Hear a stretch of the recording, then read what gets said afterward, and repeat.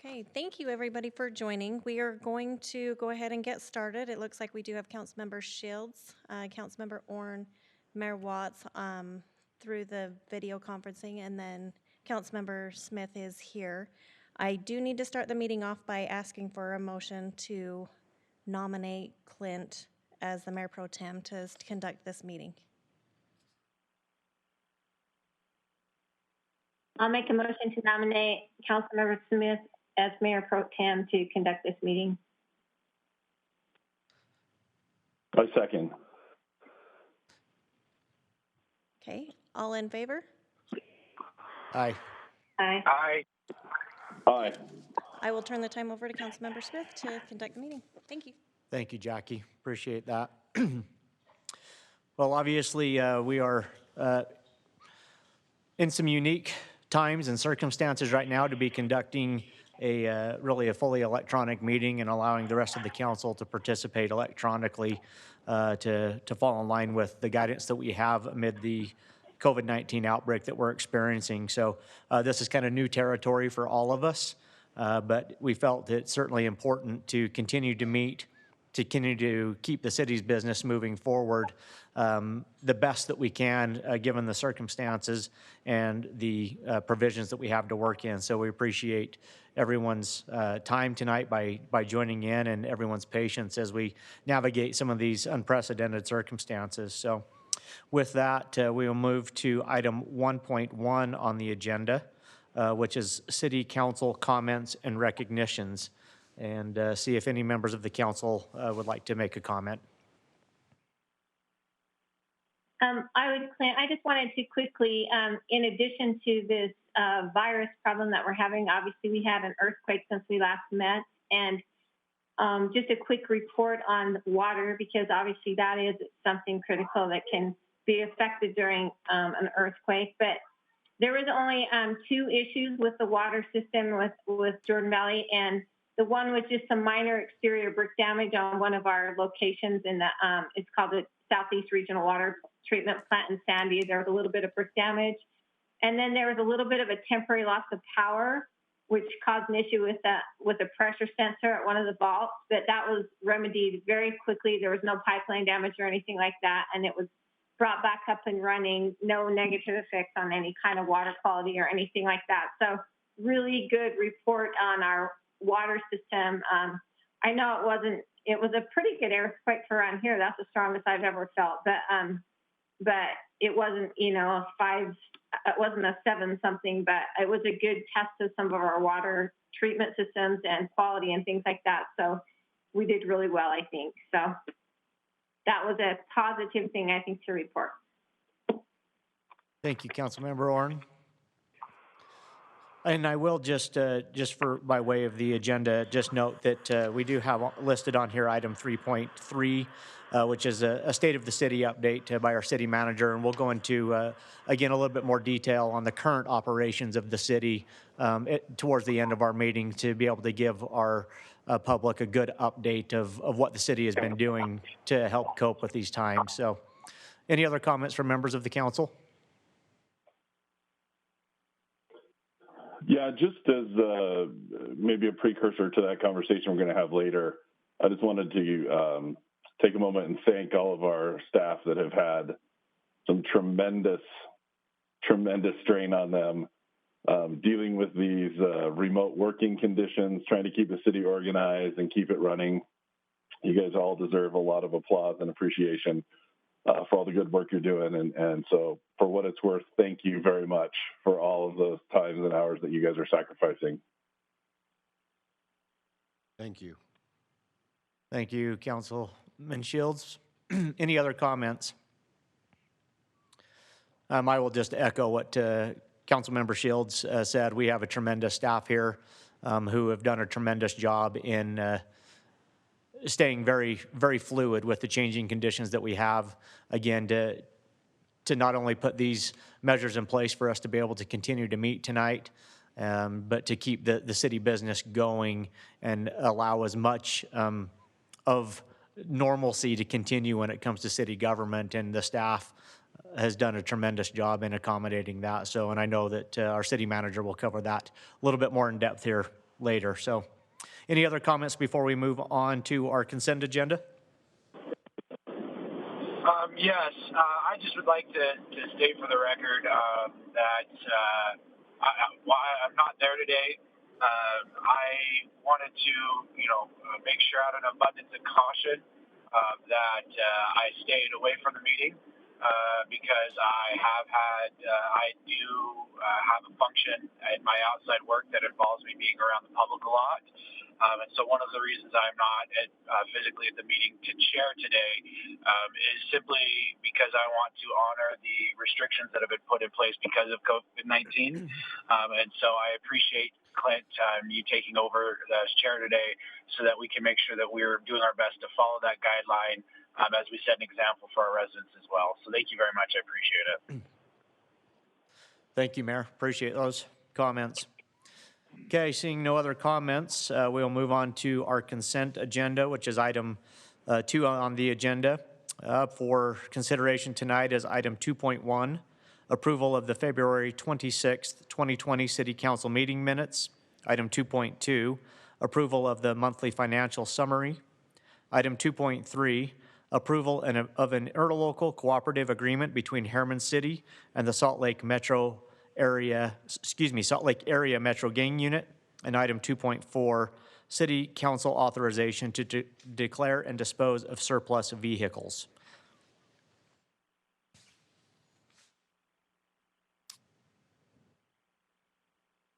One quick question about item 2.4. I saw the list and the approximate values given. How did we determine those surplus valuations? Is there a formula or a website, or they're just guesstimates? I'm trying to figure out how that was determined. That's a good question. How that's evaluated is we actually look at what the lowest value would bring, because if we estimate too high, we have to bring it back to council. We're still going to optimize the greatest return to the city, and that's our job to do. This is just the mechanism. We have to put a value out there, and it's been evaluated what the low value would be on that. And I know that some of them are quite low when you look at them, but some of them have been in service for many, many years. We've got a good life cycle out of them. But our intent is to go out now and get the best return to the city. It allows us to move forward and go out there, because if we actually put too high a value on it and doesn't bring it back, and the bids don't come back, we're going to come back again and again and again. And it's time to move this equipment out. And so those are the minimum values that we would accept. Is that correct? Yeah, it's done with a point system. Those are the minimum values we'd accept. We may get more. And we do evaluations on them through all the vehicle guideline Blue Book and Kelly Blue Book, and we even take them down and have a local, I won't say a company, but they evaluate them and give us a bid on them as well. So we have a pretty good idea what they're going to bring, but we have to be confident to the public that we can bring at least this amount.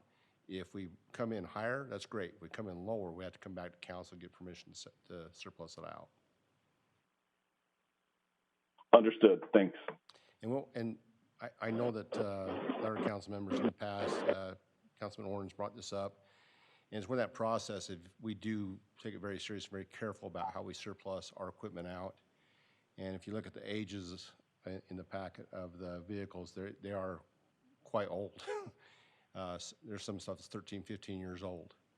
And we've got a good life cycle out of some of that equipment, and it's not much value out there on the market anymore. So we will actually, as a healthy thing to do in the future, we can put it on a council agenda to educate the whole point process on our fleet management, equipment management again, which is always healthy to do, to remind us how we're doing that. It's a point system, it's mileage, it's how much time it's had to be worked on, it's age, it's all the things factor to make sure it's a point system to make sure it's time to get a new piece of equipment in its place, because it's cost us too much money to keep it. Okay. I think just the mere fact that we've gotten as much lifespan out of some of those vehicles as we have is really a testament to the cities and how they operate and how they maintain vehicles, and are able to, again, get that much life out of them, especially knowing that they are heavily used on a daily basis. So well done. Okay, any other questions on any items on the consent agenda? Seeing none, I would entertain a motion. No, I move to approve the consent agenda as was presented. Okay, we have a motion by Mayor, and we have a motion by Mayor Watson. That was a second by Sherry. Okay, we'll go ahead. Any further discussion on these items before we call for the vote? Okay, seeing none, we will go ahead and call for the vote on this. Mayor Watts? Yes. Sherry? Yes. Stephen? Yes. And I will vote yes as well. The consent agenda is approved unanimously. Okay, we'll move on to item 3, which is our discussion and action items. Item 3.1 is discussion and consideration of an ordinance adding section 5-2-2 to the Herriman City Code prohibiting the discharge of firearms within the city limits with some exceptions. We'll turn this over to Justin Edwards, our Public Works Director, for presentation. Yes, Mayor and Council, thank you. And as you all know, we've had a lot of discussion on this item. Started back in the summer and fall of 2019. And again, this year we've had many meetings and discussions. We've had a lot of public comment and interaction, which has been great through this process. And so I think we've come to a point where we've addressed all of those items. And so going through, I wanted to cover a couple of the items that we have come up with over the public comment, and we've addressed all of them in the current ordinance. So basically, we've included an exception for the shotgun, which was decided by City Council they wanted to move forward with. We've included language that authorizes our urban tier program to continue. We also have exception for exception approvals by the city manager or designee. For those exceptions that might come through, those exceptions would be given to the city manager or his designee for approval or disapproval. We have included language to address the self-defense and protection of private property, which was obviously an important issue that was brought up fairly late in the process, but I think it was very important that we address that. And then we also included an appeals process for any decisions made by the city manager that someone wanted to file an appeal. We've added that language as well. So this is just a visual of what that ordinance would look like. As you can see, as you look down through there, we've added the shotguns exception. We've added also the language for the urban deer program, and then we've identified the city manager, and then we have the the self-defense and protection of private property, and then the appeals language. So that's essentially the presentation. I think we've covered all of those items unless any of you have heard any other items or concerns that have been brought up. And I just wanted to mention as well, Justin, first of all, appreciate all the work that you've done on this item. It has been a very open and process with a lot of good dialogue, and there's been a lot of good feedback. Again, we made the decision to add shotguns to it, and so under number 6, I know one of the things we talked about last time, and I just wanted to call this out so that everyone is aware that we did talk about the size of shot that was being used in that, and that is specifically called out in here as well. So that would be a number 4 shot or smaller in the area, based on that table that we were shown 2 weeks ago. Right. Is that correct? Yes, that's right. Okay. Okay. Does anyone? If I could make one other comment here. Just, I just wanted to call out as the Hunt area backs up right against District 4. I've had a lot of public comment and a lot of input in regards to this. I just wanted to tell you how much I appreciate you taking the time to respond to all of those email communications, to really be engaged with our residents about their concerns and their specific concerns. I think you've done a great job communicating that. I've heard nothing but great feedback on the work that you've done, so I applaud you on that. Thank you. I would echo what Steve said. Just I know a lot of the changes were late in the game for you. 2 weeks ago, we brought some more changes to you, so thanks for being diligent with it and getting it done. I think it's a good ordinance, and I like that there has some leeway in there for some exceptions if need be, that the city manager can grant some of that stuff that makes sense. So thanks for all your work on it. Okay, thank you, Sherry That and being Steve. said, do you want a motion? If there are no further comments by members of the council, I will entertain a motion. I'll make a motion to approve ordinance number 2020-09, adding section 5-2-2 to the Herriman City Code, prohibiting the discharge of firearms within city limits with some exceptions. I second. Okay, thank you. We have a motion by Sherry and a second by Steve. Any further comments before we call for the vote? Okay, seeing none, we'll go ahead and call for the vote. Sherry? Yes. Steve? Yes.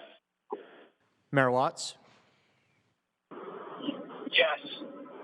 And I will vote yes. That motion carries. Item 3.1 is passed unanimously. Okay, we'll move on to item 3.2 on our agenda. This is discussion and consideration of a resolution adopting rules governing the use of electronic meetings for all city committees and agencies and consenting to Planning Commission's adoption of the same rules. Jackie. Hi. So thank you, council, for hearing this item. We do, with all of the chaos going on recently, it's made us look at some internal policies, and we've realized that we don't have specific policies on boards and committees to be able to conduct their meetings electronically. And so we wanted to create an umbrella policy to be able to address all of these concerns, that if boards or committees chose to conduct their meetings electronically, they would all follow the same procedures. We've taken the baseline that the state has recommended and had filled in, tweaked it a little bit to fit our specific needs, and also took in what the governor has done to make sure that it was incorporated in here on his executive order just recently.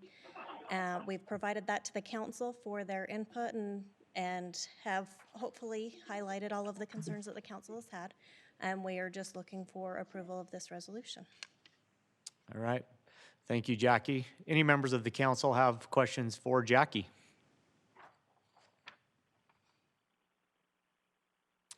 All right. Seeing none. Thank you. All right.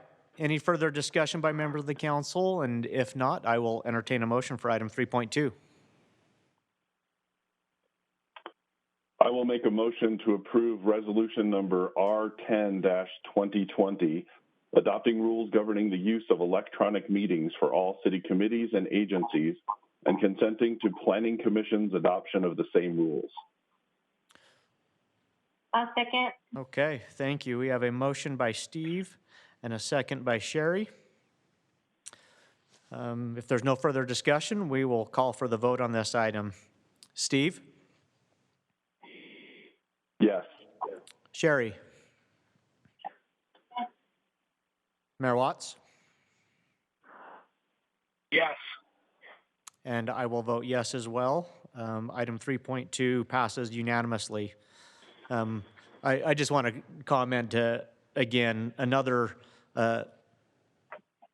testament of the agility and the flexibility of staff here to recognize, again, where we don't have current policies in place to meet the rapidly changing situation that we're faced with, and bringing these to our attention and getting them adopted quickly so that we can continue to allow city business to move forward.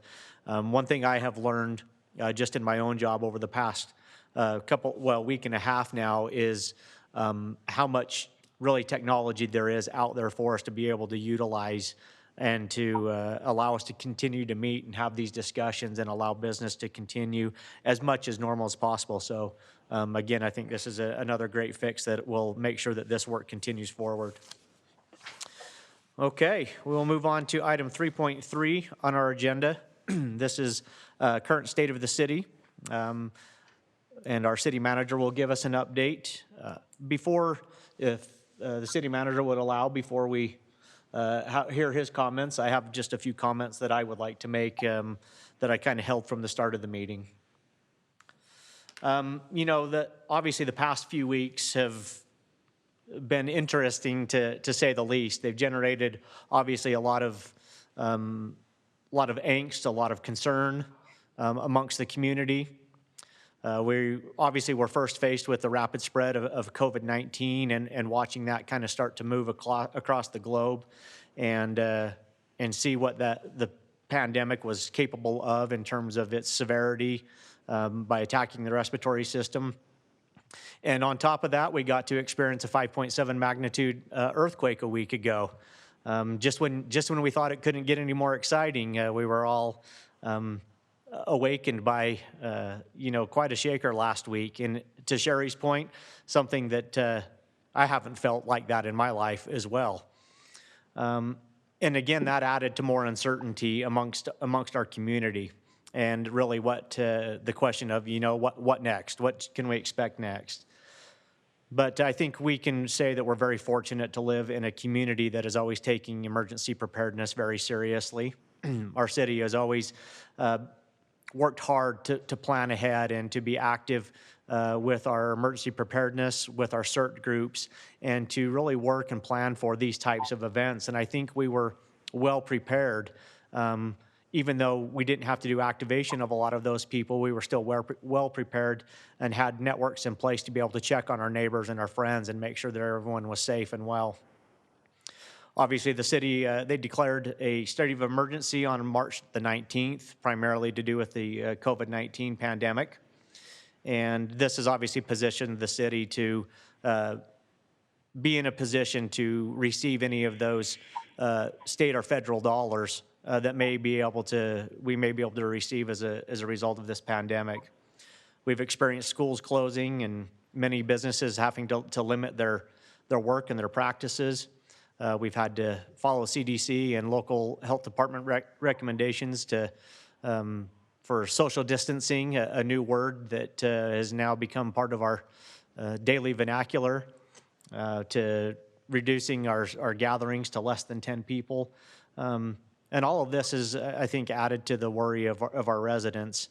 But our staff, again, has done a tremendous job in helping to keep things moving and to stay agile with those daily changing conditions. The health and safety of our residents always has been and always will be the first priority of the city. And we ask all members to please heed those directions and those guidances that are given out there to help limit the spread of this disease. All you have to do is turn on the TV any time of the day to see that we're still very much in the early phases of this.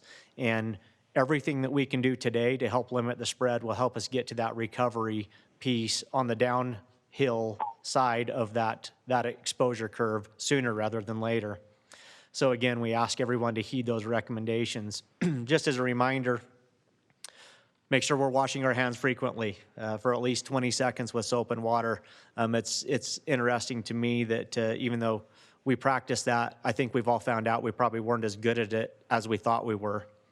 Obviously, avoiding contact with those that are sick, sneezing, coughing, and do our part if we are that person that is sneezing or coughing to make sure that we are shielding others from that. Clean and disinfect our surfaces frequently to help, again, limit the spread. And then obviously with our elderly and compromised population, do what we can to support them to allow them to stay indoors, to limit their access or limit their exposure rate, since we know that is been identified as the most susceptible population. We need to do our part to support them and keep them in. I know that some of the challenges that we're currently facing in the city is how do we handle, obviously people are looking for other activities and looking for things to do. And so we have seen a tremendous amount of people going outside, using our park facilities and those, which is great, but it also comes with some potential challenges. And that is to make sure that if you are symptomatic or experiencing some of these symptoms, that you're not out using those facilities and potentially contaminating them for the next person that comes along. Just know that from the city side, they are doing their best to stay up on those facilities. But at times, they may have to limit public access to some of these, to even to the restrooms and water fountains, those types of things, to help do our part to help limit that spread. Trails have been very popular right now, and that's great, but make sure you're still maintaining your distance, using those social distancing protocols when you're out on the trails and following the CDC guidelines. And lastly, I'll just say that, again, with our parks and our trails being very popular, we are experiencing some issues in the city with parking, and that spilling over from those trail accesses and those trail heads into our residential areas, particularly up around Black Ridge Reservoir. And so you will see some additional signage coming from the city in the coming days to help direct people either to the parking area in Black Ridge Reservoir or out onto Juniper Crest, so that we're not parking in those residential areas and really causing more issue than we need to at this time. Again, I think it's everyone's desire to do our best to keep all of these amenities open.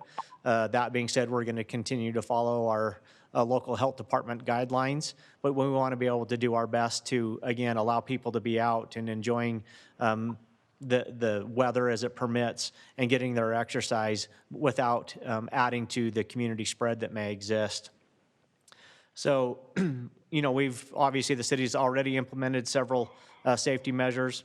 They're doing their best to keep City Hall open, though it's been limited to public access and to the areas that public can go. They're doing their best to keep city services up and moving forward. Again, as you heard at the start of our meeting, the challenges that exist with our staff, with everyone has childcare issues right now with the schools being out, and just the sickness in general. And our staff has done a fantastic job in being adaptive to the changing environment and the changing situation to help, again, accommodate and to keep our services open. To some, these things might seem like some bold measures. We talked a little bit about this amongst the council before the meeting started tonight of some of the other counties and what they're doing, and they seem like bold measures. But again, I think that we all recognize that the stakes are high right now, and we need to do our part as a city and as individuals to help limit the spread, and again, get us on the downhill side of that exposure curve as quickly as possible and into the recovery phase, and really allow us to get back to our normal lives, even though I think we'll all come away from this with maybe some different attitudes towards how we do things and how we operate, recognizing and realizing that through this experience, we've probably realized we can do less travel, and we can do less meeting face-to-face and more use of technology to do that. And so I think that it's a good time to really take stock of that for us as a city, which I think has done a very good job of thinking outside of the box. And this electronic meeting tonight is a good, strong case of that, and how we continue to look to really connect with our community and use the avenues that are available to do that. So thanks for allowing me the time to share a few of my thoughts, having been kind of thrust into this, but I'll turn it over to the city manager now for some additional comments. Thank you, Councilman Smith. I appreciate the time to bring the council and the public up a little bit of the few things we've been operating under the last few weeks. Prior to the big announcement in Utah about part of a closure on City Hall, our staff was already watching it, COVID-19 start to spread around the world and start to come into the United States. They took proactive measures immediately, started checking our supply streams, ordering other supplies like N95 masks, sanitizer, disinfectant, hand wipes. Immediately started to look and find out what we had online. On 3/12, we set up our incident command structure. Incident command structure is a FEMA recognized structure that how you manage disasters and emergency measures.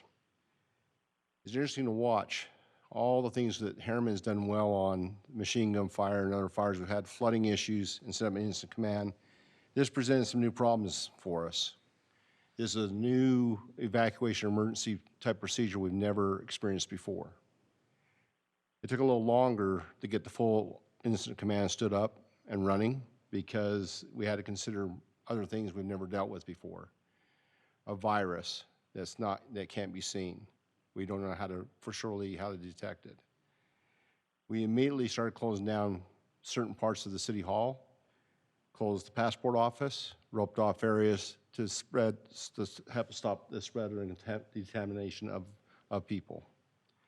We immediately started looking how we activate and get more supplies coming in. We talked about personnel, high-risk people. We talked about how do we get people working from home. All that was done in that first 7 hours of incident command. The next steps. I commend those people that had the foresight in our team here that a few weeks prior to this actually starting to really happen here, which was about a month ago, they were already ordering supplies, the what if. After that day, we took on more measures and looked at how we get people working from home. Everybody in their organization or families have people that have more higher risk to viruses. We immediately sent those employees home. Employees that had a slight illness was, per policy, self-quarantined for 14 days. We took measures to accommodate the people so they could work from home, got laptops reconfigured and sent them home with them, make sure we can accommodate their needs and still be a productive employee of the city. Next steps, what we was looking at, we looked at teleconferencing. We canceled all immediate events. We canceled all incoming meetings in the city hall. And we've been doing teleconference meetings with our partners, from other state agencies to safety issues to developers to builders and other things that make our city move every day.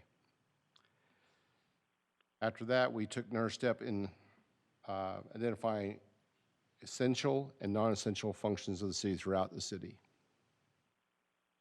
And that's why we canceled the events immediately. We also took a plan that evaluate the ability to really have enough work at home and how we utilize the outside people and have social separation. Activation emergency of 312 we moved to a week later. I was actually sitting in my office at 7:09 having my morning conversation with a few other employees, and the building shook. We knew immediately what it was. I am so proud because when the virus, we didn't know how to handle that. Our team knew exactly what to do in an earthquake. We actually didn't have to communicate it out. Our building department started doing building assessments immediately. IC stood right back up immediately. We was taking actions, checking the city hall and other critical infrastructure. I know that Mayor Watts was very proud of his city when he says, I saw a whole bunch of Herriman City trucks immediately after the earthquake out there checking critical infrastructure to make sure everything was working, from stormwater to water to service lines to roads to trees to light poles. They've covered up the whole street quickly and gave us a back report of assessment of our community. We actually, one of the first ones reported during the school district, they lost brick off their school. That was done at 7:20 in the morning, not very long after the earthquake. As we evaluated everything and what the next measure is going to be, and we had numerous aftershocks. This is something we knew how to handle, though. We had to still keep in mind our COVID-19 measures during this whole process, not lose sight of it. As we've watched the numbers increase in the valley and in our state, and the testing actually getting better to be able to test more people to find out if they have it or not, we kept taking good measures of social distancing and figure out if we had to get all of our employees that are in the office working from home, could we have the capacity to do that? This last Monday, we had conversation in our management team, we took another step forward in protecting our employees and and the residents. We made a decision that we'd go to an A-B schedule. And a lot of people know what that is, and I'll describe what those who don't know what that is. You basically divide your workforce in half. And A will never cross-contaminate the B schedule. And in the police, they're actually doing a three-way schedule, A, B, and C, to cover all the shifts. On the timesheet, you see there's overlap, but they don't confront one another. They don't cross-contaminate in those locations unless they're called out to a major scene. Throughout the city now, it's very rewarding and very proud that we're on a B schedule today. Our employees that are in office will be here all week. Next week, the A schedule will take over. And the people working from home, we're still communicating back and forth. It's a little different, like we experienced this meeting, but we're able to move the city forward and keep processes going and give good service. Even our outside people are in A-B schedules. And they'll still adhere to that, but we approved to let them take, because of the earthquakes going on and everything else happening around us, we made a decision that every vehicle that was assigned to an employee, they take it home as an emergency measure. This also does two things. It helps protect us in an earthquake, that we don't have all of our resources in one location. And number two, when you think about a virus, that employee is the only one's going in and out of that vehicle and around that vehicle. So they keep it decontaminated. This will run until we have the assurance that we don't have a virus threat. And as long as that's out there, this will be our protocol. We've been in communications with other agencies, from Rocky Mountain Power, Dominion Energy, communication companies, Jordan School District, Salt Lake County EOC, and Unified Fire. In fact, I want to tell you right now, we have a new liaison.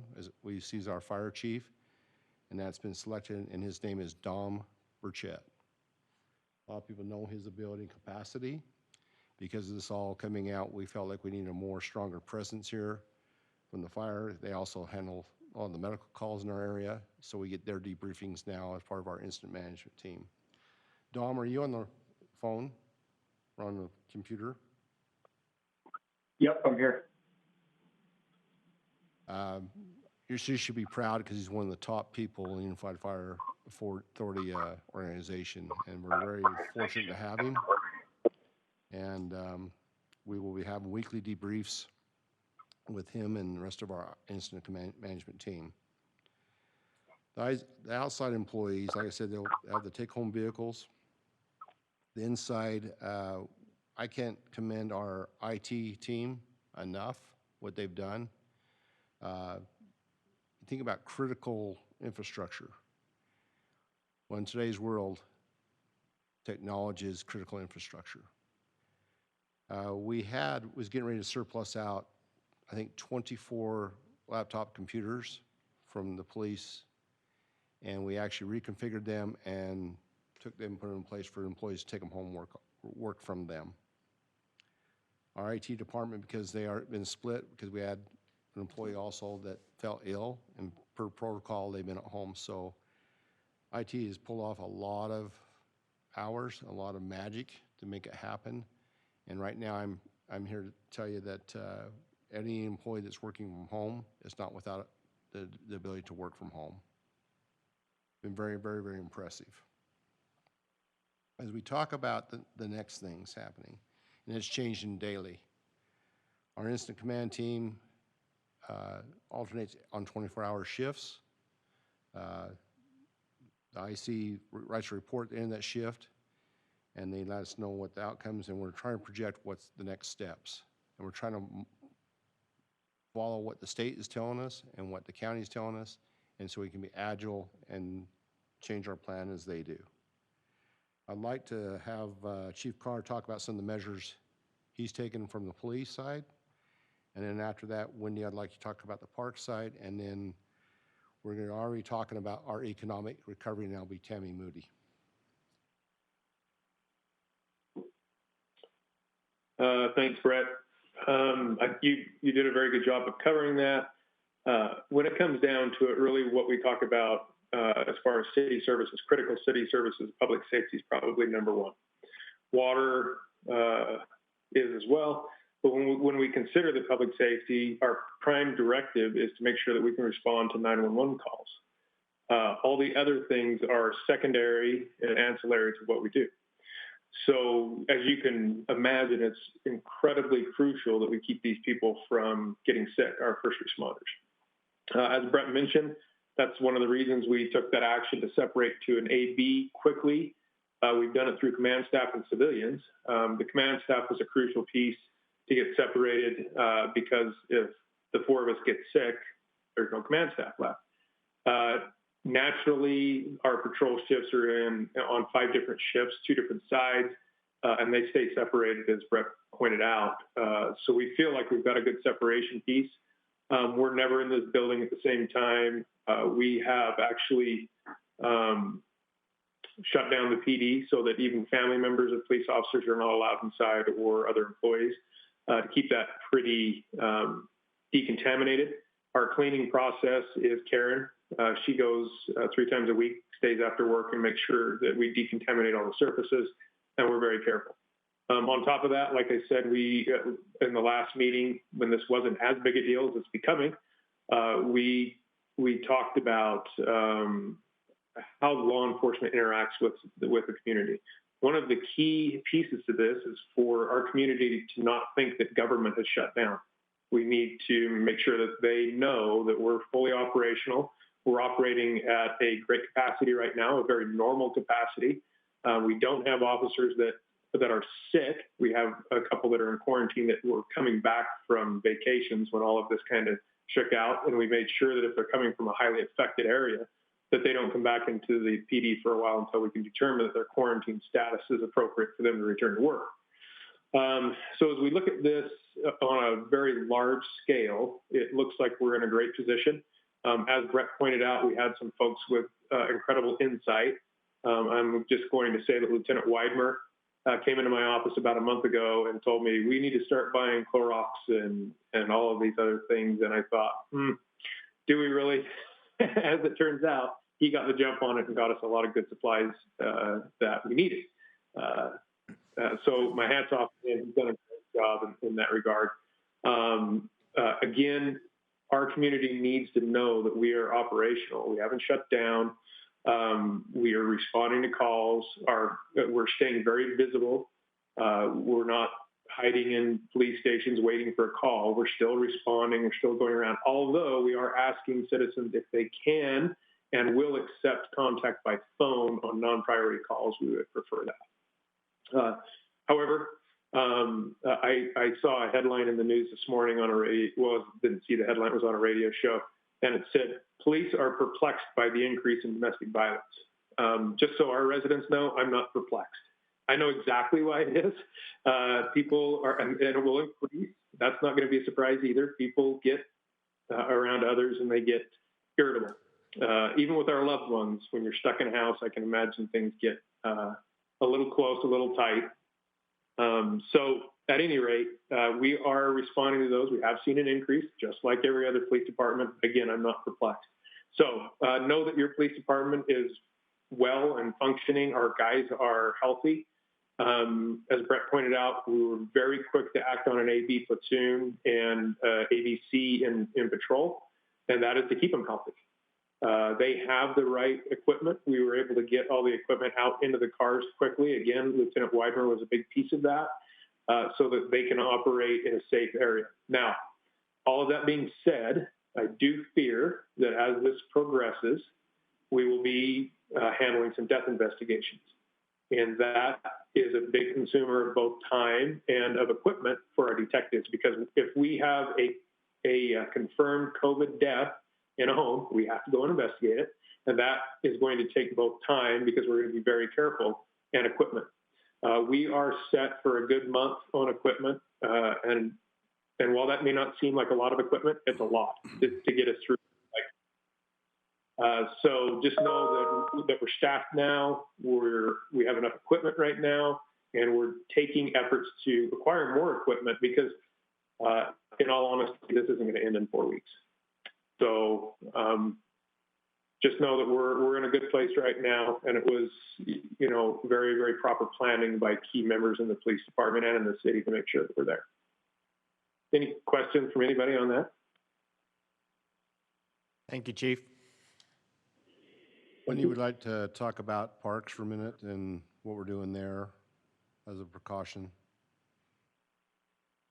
And probably next Sure. steps. Councilmember Smith covered a lot of this in his discussion earlier, but we have been talking to other cities as well as the county and what our plan is collectively to coordinate our closure of our parks and amenities at the same time, so we're not pushing people into another neighboring city and causing problems for them. We had hoped to see a Salt Lake County Health Directive today. I have not seen anything yet. Reportedly, they were going to send out a directive and order, a health order, to close down playgrounds and skate parks and basketball courts and restroom facilities and all those types of things in parks. Haven't seen it yet, but we are prepared to take those steps. I know our park staff have been preparing all day today, getting supplies ready to go out and post signs. And then communications has been working on getting their messaging ready to go as well, so we can roll it all out at one time. Our plan right now is to close restroom facilities, shut down any water fountains that might be on. I don't think we have any on right now because of the winterization, but I'm having them check all of those water fountains, the skate park, any basketball courts, and playgrounds.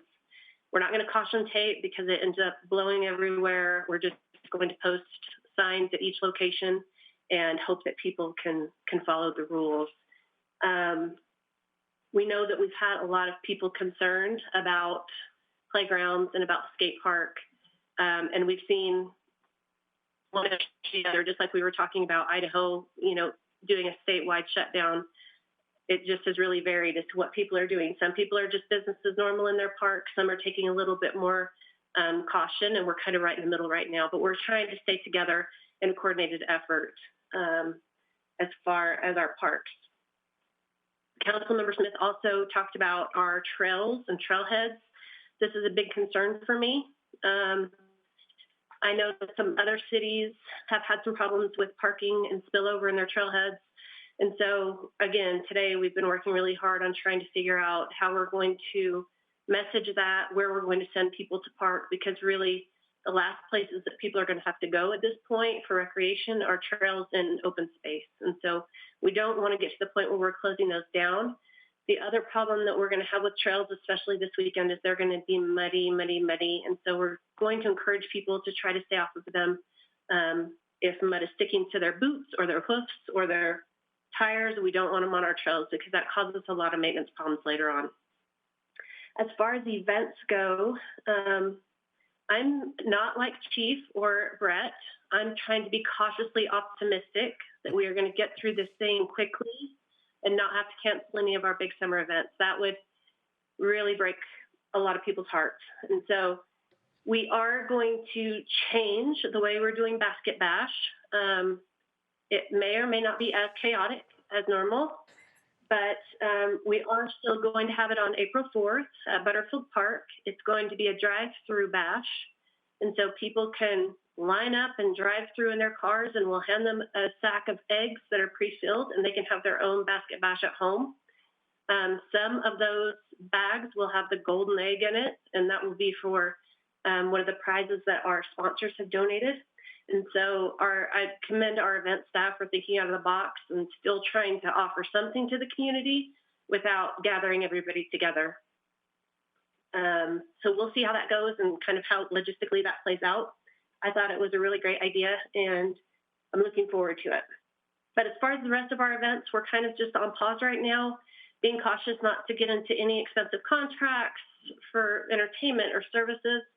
I do have a meeting with Tour of Utah tomorrow to kind of discuss where we're at and how we move forward. And so we'll be able to update you more on that after that call tomorrow. Do you have any questions for me?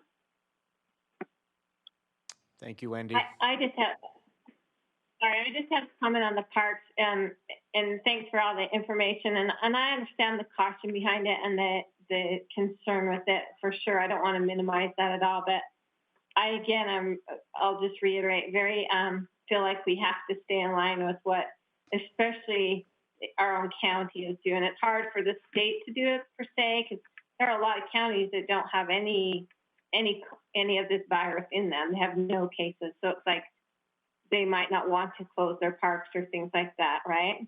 But I just worry about doing it too soon, and I wonder, even Chief, how do we, what is going to be our role in patrolling that? Are we going to cite people? Are we going to give tickets? I mean, because it's not like we can lock the gate. The skate park, we can lock the gate, but our little pocket parks and things like that, some of them you can't even see from the road.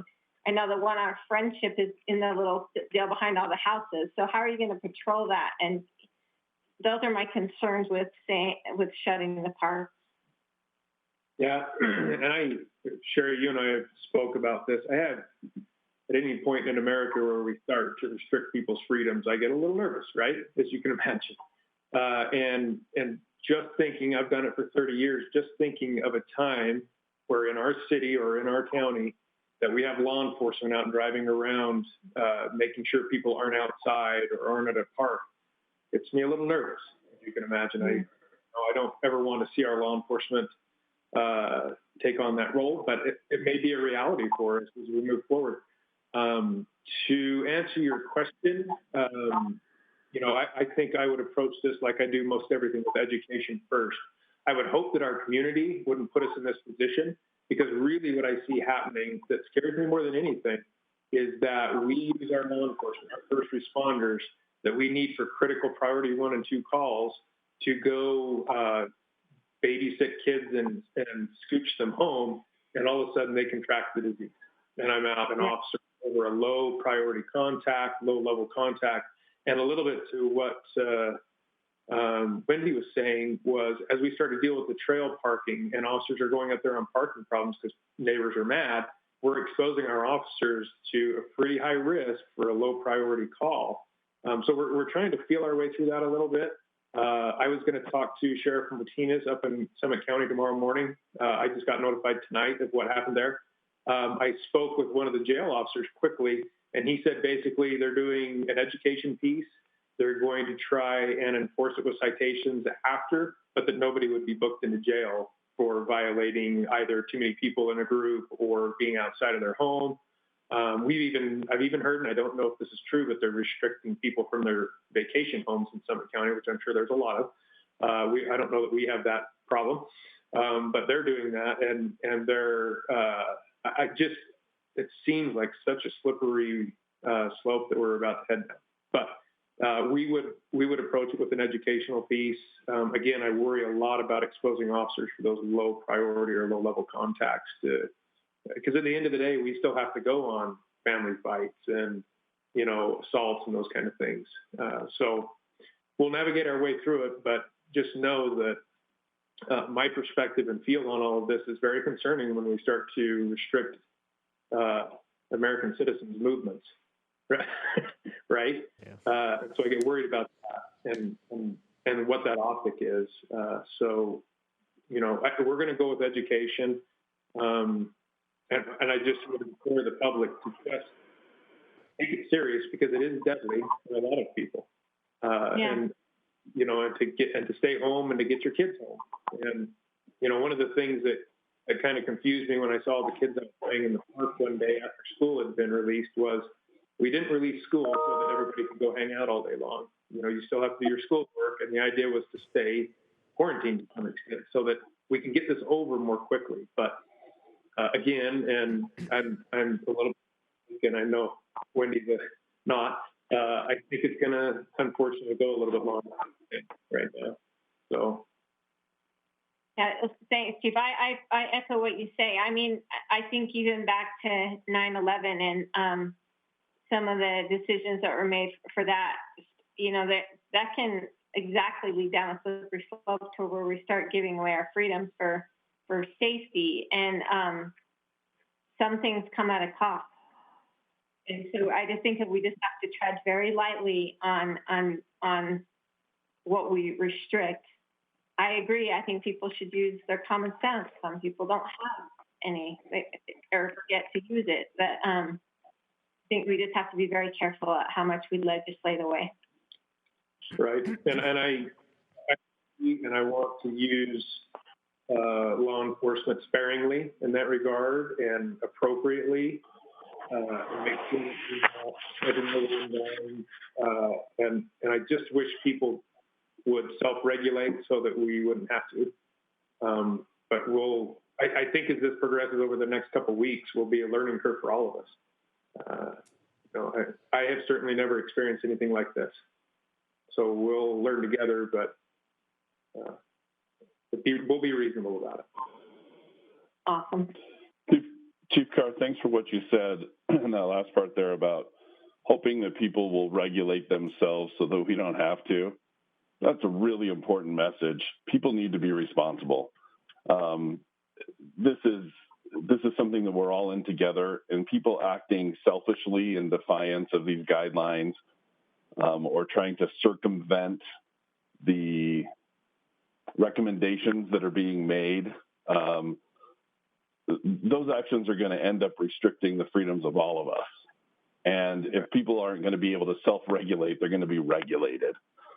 We don't want to invite that. We don't want that to put you in that position. We don't want to put our citizens in that position. So people just listen to the guidelines that are established. They're not that onerous right now. People would just be careful, be responsible, use some common sense. It's going to go a long way to protecting all of our freedoms. Right. And if I may, there are a lot of people smarter than I with a lot of letters after their names in the medical field that I think know what they're talking about. And while probably early on I was one of those folks that thought, are we overreacting? I don't think so. And the reports we get in law enforcement of some of the deaths that were involved in this from crime scenes, they're horrific. And I wouldn't wish that on anybody. And I think some of our population, especially our younger population, and I'm going to say it because I believe it, what happened at the airport was horrific, because I saw that on TV. And I think the idea is, look, it's not going to kill me, I'm young. Well, there's young people dying from this. There really is. And not only that, our older loved ones, the ones that we should love and care for the most, we invite that in and they get it. So, yeah, I just think we should listen to the cautions. Thank you. So before I ask you said something else too that I want to reiterate here. This idea of people thinking they're not going to get it or they're not going to have any severe symptoms is their reason to defy the guidelines. The problem is that the more this spreads, as you mentioned, you have supplies for a month. Correct. If the faster this goes and the more people that are exposed, those supplies go quickly. And it's not just law enforcement, it's medical professionals, hospitals, it's all the way up. We have to understand that this isn't just about preventing deaths. This is about preventing overwhelm and the absorption of our resources to the point where we can't meet the obligations that we have to serve public safety. Right. Great comment. So before I go into Tammy, I want to talk about Can I some of the things. Go ahead, Mayor. So I wanted to just piggyback off that just a little bit as well. One of the things that I think we are that a lot of us are forgetting, regardless of our age, is if we overwhelm the healthcare system, while we may not be as at risk for severe complications from COVID-19, if our medical system becomes overwhelmed, that doesn't lessen our risk of getting in a car accident and needing the emergency room, and needing the basic services that we rely on every day. And so part of, while yes, you may not be at risk for this specific illness causing you permanent damage, or even death, it doesn't change the fact that if we no longer have a healthcare system that is functioning the way we expect it to, that we still can't suffer catastrophic injuries and fatalities because we won't have the resources that we need. It's not just about masks and about hand sanitizer. It's about being able to go to the hospital and be in the ICU if you need it because there'll be beds there. And so I just want to echo and remind our residents as well that we do need to take these seriously, particularly with our children. As adults, we need to, as parents, we need to keep them separated from their friends. It's hard. I've got 3 kids at home that want to go play with their friends, and it's hard to tell them no. But it's our responsibility as the parents to do what's best for our families and best for our community. And I would, again, also encourage everyone to follow the guidelines and the restrictions so that we have those resources when they are truly needed. Thank you. So before I ask Tammy to talk about economic development, because that's going to be part of the forward plan, not only being nimble and follow what the state, the feds, the state, and the Salt Lake County is giving us direction on, is a day-by-day change for us. But I will tell you this is for the public, the council knows this, on March 19th, we did file with Salt Lake County Clerk's Office a declaration for state of emergency for COVID-19 and also for the earthquake, both separate ones. And the state did the earthquake in the next day. So he's just one day ahead of them. But what that means really to the public, it really doesn't mean much other than gives us the ability to evacuate if we need to have that order and do a few minor things. But it really does put us in place that if there is money given out to help us recovery some of our costs, then we're in line with that. And you have to have that declaration so you can file with the state, and the state files with the federal government to get some of those monies coming back to us. So it's one of those things you do. We weren't overly worried about getting it done in time, but we felt what the last Wednesday having the earthquake, it was time and his instant command's decision to move that forward. So the public sees it. Why hasn't Herriman done that declaration? Well, it really wasn't really needed at the time, but now it is. Also, I want Justin Edwards, before I'm going to keep Tammy, pushed her back a little bit more to talk about public works. And, there's so much just about bottled water in the conversation, and it's not staying on the shelves. Now, if he could do that and maybe possibly make toilet paper, he'd be in good shape. But he's going to ensure us that our water supply and our infrastructure is in good, solid position. Our roads are going to get repaired, our streetlights are going to get fixed, and I want him to talk about, he's been the mainstream of figuring out the schedules, making sure we have the coverage to give the services our residents expect. Yeah, thanks, Brett. So first I'll cover some of the ancillary public works duties that we do. So as Brett mentioned, we're on AB schedules, so obviously a lot of our workload has been slowed down a little bit, but we are performing essential functions in the field.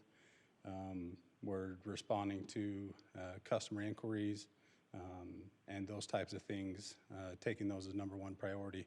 A lot of the regularly scheduled maintenance and those things have slowed. We're still performing a lot of those duties as well as we have the staff to do so.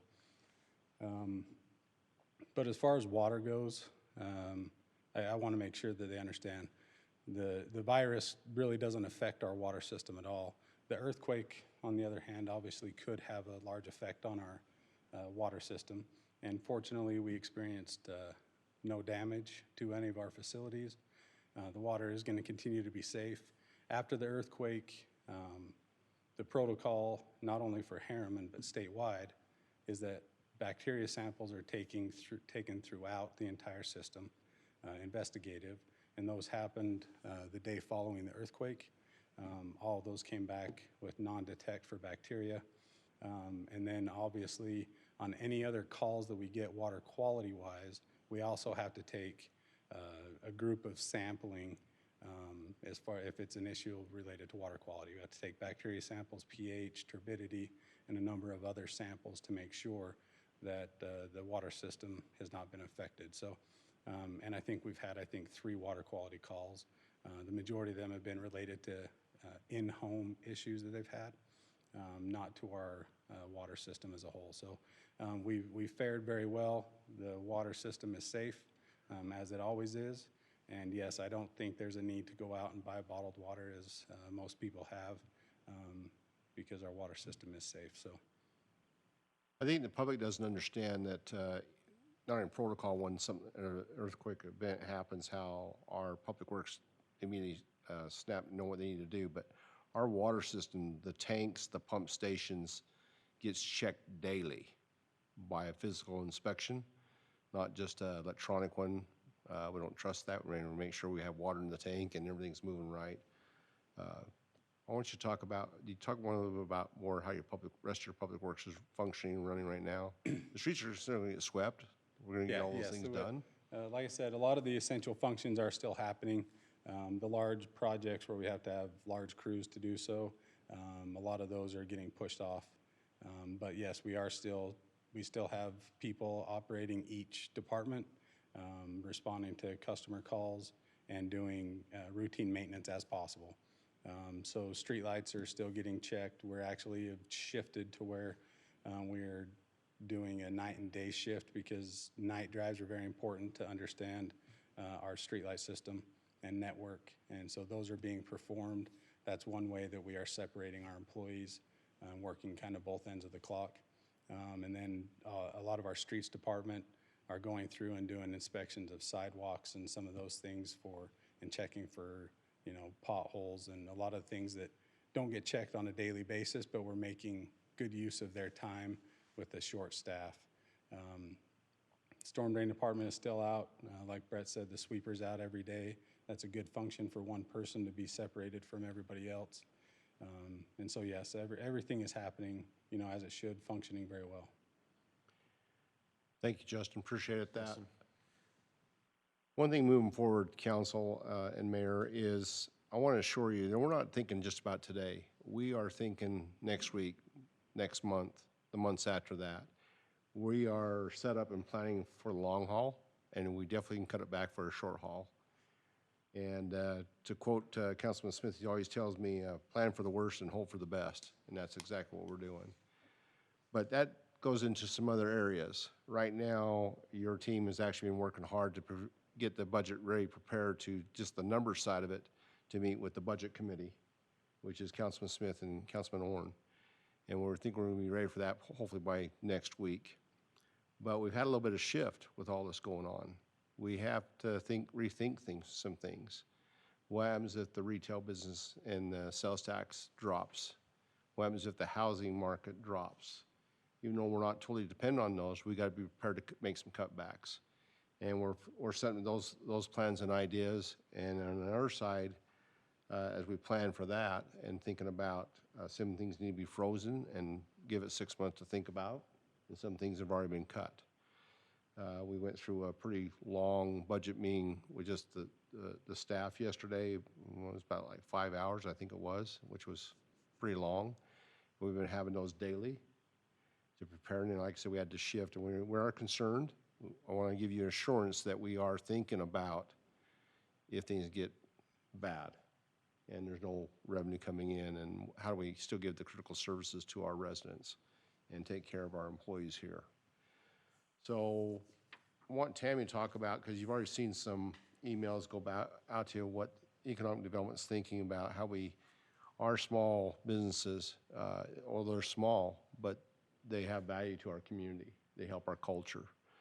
And how we help make them ride this time, and how we help them stay successful. Tam, you want to talk about that for a minute? Sure. So the economic development team has been actively working with all of our local businesses so that we can continue to let the public know which businesses are remaining open and what types of services they are offering.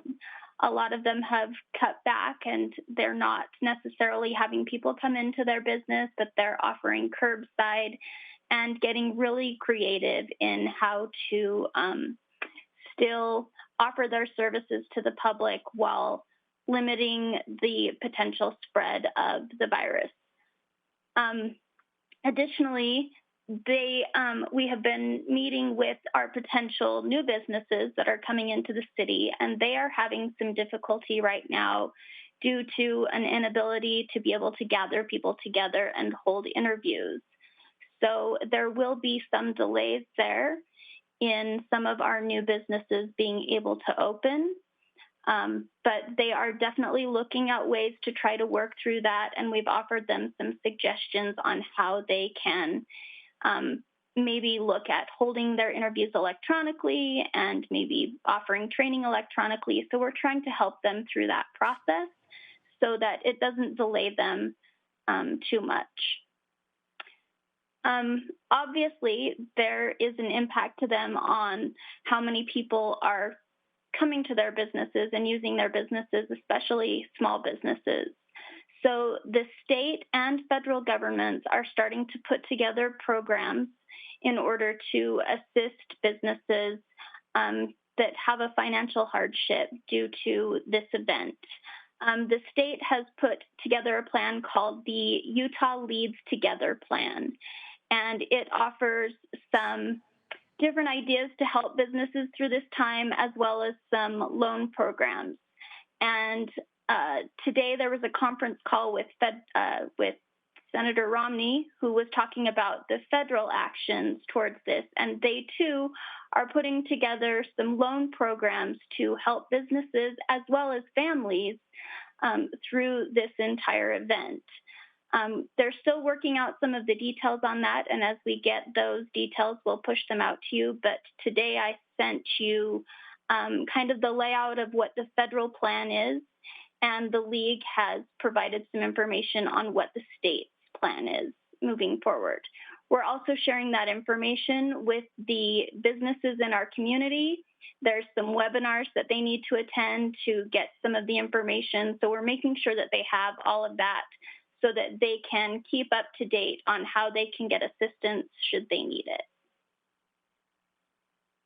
Any questions for Tammy? Awesome. I just want to emphasize that I feel very confident we have the right team in place to move with this COVID-19. Every which way it decides to go. I do believe we're in this for several months yet. And we've been letting our employees know that, even though they're already tired of working from home and ready to come back to work. I've heard from comments from, they're tired of being the teacher now at home, getting the homework done, to they need to get back to work to get away from the rest of the family members. But because we're not used to this, our culture is not used to not being able to travel and move and enjoy the outdoors and just be involved in the sports programs. It's really caught us off guard that way as a culture. And I think a lot of families are going to be very creative on how they readjust. One thing about Herriman, our main culture is family. And always has been. And families are getting creative. I've seen more families walking along our sidewalks and parks in the last week ever have as a family. So I appreciate and want to make a comment about that because that is healthy. But if there's no questions of the council, I guarantee you that our team here has done a phenomenal job. And we talk about how we're getting the word out and those things. John, who's the manager over communications, and under Tammy's guidance, has really done a wonderful job of pushing out every information we get from the federal government, from the county government, to what our message is and how we're going to provide service. If you're not seeing it on our website, I'm not looking hard enough, because we have pushed out a lot of information, and we will continue to do that. We will continue everything we hear from the Utah League in Towns, Senator Romney's comments today. We're pushing out, Tammy says we're pushing out to our small businesses already to help them out. We'll continue to just push this information out. And part of that goes with our communication back to the council.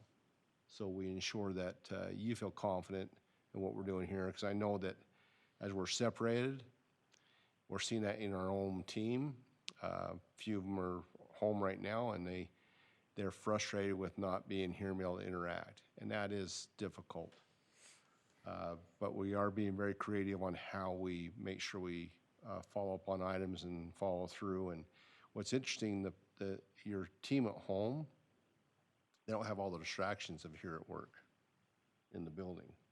And so wait until next week, because I'm going to bug the heck out of the people here, because we're still getting distracted with other stuff going on here, and they're just on their computers getting the work done. And it's been a fun and interesting environment under the circumstances. And I say fun.